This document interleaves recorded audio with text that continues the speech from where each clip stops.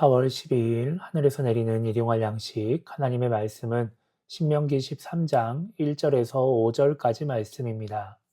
너희 중에 선지자나 꿈꾸는 자가 일어나서 이적과 기사를 내게 보이고 그가 내게 말한 그 이적과 기사가 이루어지고 너희가 알지 못하던 다른 신들을 우리가 따라 섬기자고 말할지라도 너는 그 선지자나 꿈꾸는 자의 말을 청종하지 말라. 이는 너희의 하나님 여호와께서 너희가 마음을 다하고 뜻을 다하여 너희의 하나님 여호와를 사랑하는 여부를 알려하사 너희를 시험하심이니라. 너희는 너희의 하나님 여호와를 따르며 그를 경외하며 그의 명령을 지키며 그의 목소리를 청종하며 그를 섬기며 그를 의지하며 그런 선지자나 꿈꾸는 자는 죽이라.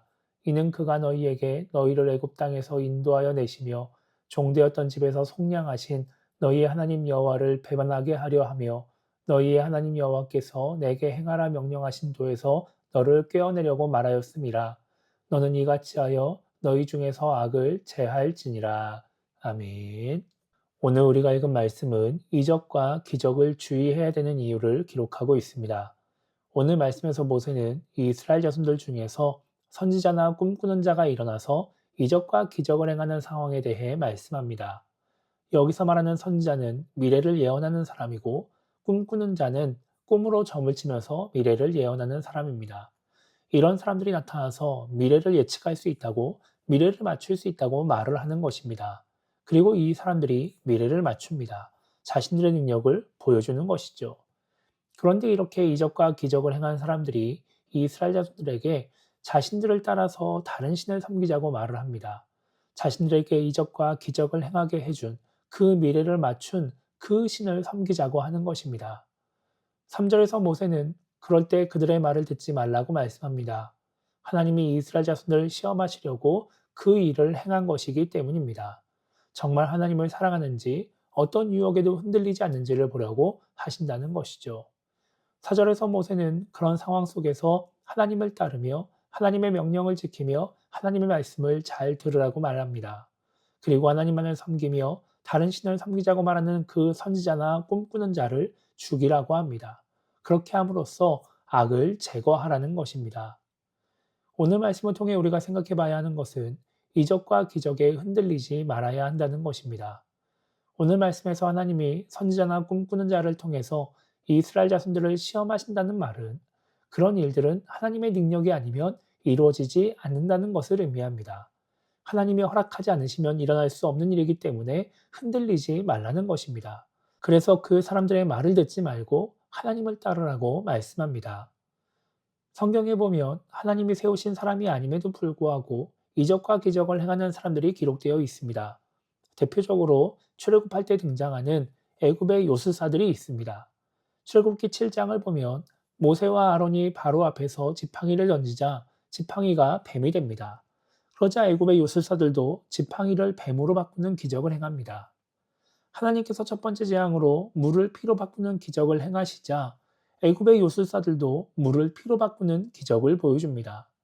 두 번째 재앙으로 개구리를 땅에서 올라오게 했을 때도 마찬가지입니다. 애굽의 요술사들도 자기의 요술대로 개구리가 땅으로 올라오게 합니다. 이렇게 보면 하나님의 능력이나 애굽의 요술사들, 우상을 섬기는 사람들의 능력이 비슷해 보입니다. 그런데 여기서부터 차이가 납니다. 애굽의 요술사들이 만든 뱀은 아론의 뱀이 잡아먹습니다. 애굽의 요술사들은 물을 피로 바꿨지만 피를 물로 바꾸지는 못합니다. 개구리를 땅에 올라오게는 하지만 다시 내려가게 하지는 못합니다. 기적을 행하는 것 같지만 하나님의 능력과 비슷한 것 같지만 엄청난 격차가 있는 것입니다. 그래서 애굽의 요술사들은 세 번째 재앙은 따라하지 못하고 이것은 하나님의 권능이다라고 말을 합니다. 이것이 그들의 현실인 것이죠. 우리가 보기에 아무리 신기하고 놀라운 일을 행한다 하더라도 나는 도저히 엄두가 나지 않는 능력을 행하는 사람이라 하더라도 하나님의 능력에 비하면 아무것도 아닙니다.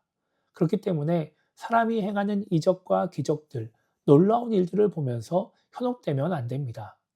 아마 우리는 오늘 이스라엘 자손들처럼 다른 신을 섬기지 않는 유혹에는 잘 넘어가지 않을 것입니다.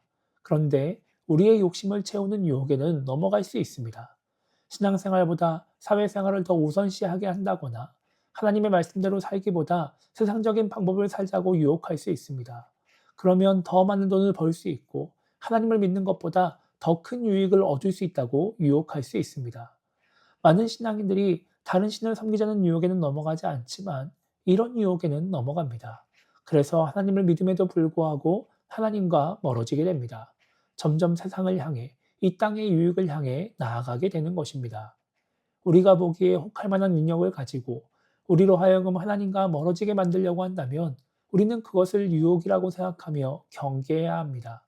당장은 나에게 유익이 된다 할지라도 우리의 신앙에 영생에 유익이 되지 않기 때문에 끊어내야 하는 것입니다. 이스라엘 자손들이 선지자나 꿈꾸는 자를 죽이면서 악을 제거하듯이 과감하게 여지를 남기지 말고 끊어내야 하나님과의 관계를 잘 유지하며 하나님의 은혜를 누리는 신앙인이 될 수 있습니다. 그래서 오늘 하루를 시작하며 우리가 이렇게 기도했으면 좋겠습니다. 당장 나에게 유익이 될 것 같은 능력을 따라서 그 유혹에 넘어가는 신앙인이 되지 않게 달라고 기도했으면 좋겠고요. 우상을 섬기자는 유혹만 경계하는 것이 아니라 하나님과 멀어지게 하는 유혹을 경계하고 그것을 끊어낼 줄 아는 그런 신앙인이 되게 달라고 기도하며 오늘 하루를 시작했으면 좋겠습니다. 그래서 계속해서 하나님과의 관계를 잘 유지하며 잠깐의 유익이 아니라 하나님이 주시는 영원한 유익을 누리며 살아가는 우리 모두가 되기를 주님의 이름으로 축복합니다.